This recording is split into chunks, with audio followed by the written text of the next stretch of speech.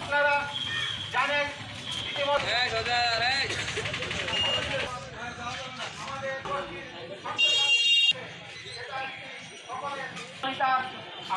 বসবাস করে আসছে বিভিন্ন কাজের জন্য এবং চাকরি বাসস্থান সহ বাংলাদেশের মাননীয় প্রধানদের গৃহ দিয়ে তাদের মাথায় বছরের পর বছর বাসযোগ্য করে তোলার জন্য মরিয়া হয়ে থাকি। আমরা এই দেশের স্বাস্থ্যসেবায় অগ্রণী ভূমিকা পালন করবে আছে তাদের পরিশ্রমের ফলে আমরা সকলে যখন প্রধানমন্ত্রীর কাছে আবেদন জানাচ্ছি এবং উপস্থিত সকলকে উচ্ছেদের প্রতিবাদে আজকে ভোলা জেলা হরিজন ঐক্য পরিষদ কর্তৃক আয়োজিত মানববন্ধন কর্মসূচিতে উপস্থিত আছেন বাংলাদেশ সরকারের মাননীয় প্রধানমন্ত্রী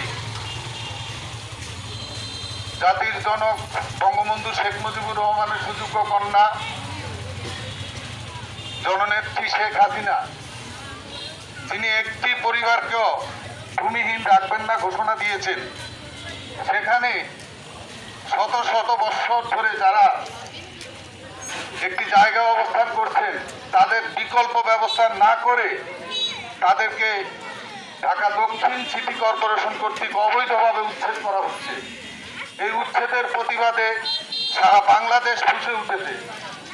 আমি সরকারের কাছে দাবি রাখবো, মাননীয় প্রধানমন্ত্রী নিজে সরাসরি হস্তক্ষেপ করে এর বিহিত করেন এবং দ্রুত ওইখানে হরিজন যার সম্প্রদায়ের যারা অবস্থান করছেন তাদের বিকল্প আবাসনের ব্যবস্থা না করে কোনো রকম উচ্ছেদ যেন না করা হয়।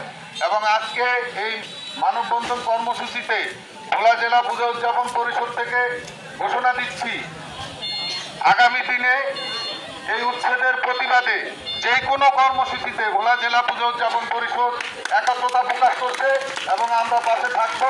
সিটি কর্পোরেশন করতেই পারে, শহরের সৌন্দর্য বর্ধনের জন্য যদি তাদেরকে উচ্ছেদ করতে করবে কোনো আপত্তি নেই, কিন্তু কথা হচ্ছে যে তাদেরকে আগে পুনর্বাসন করতে হবে।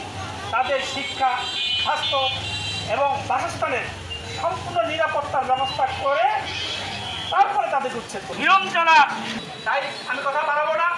বিজেপি প্রধানমন্ত্রী অনতিবিলম্বে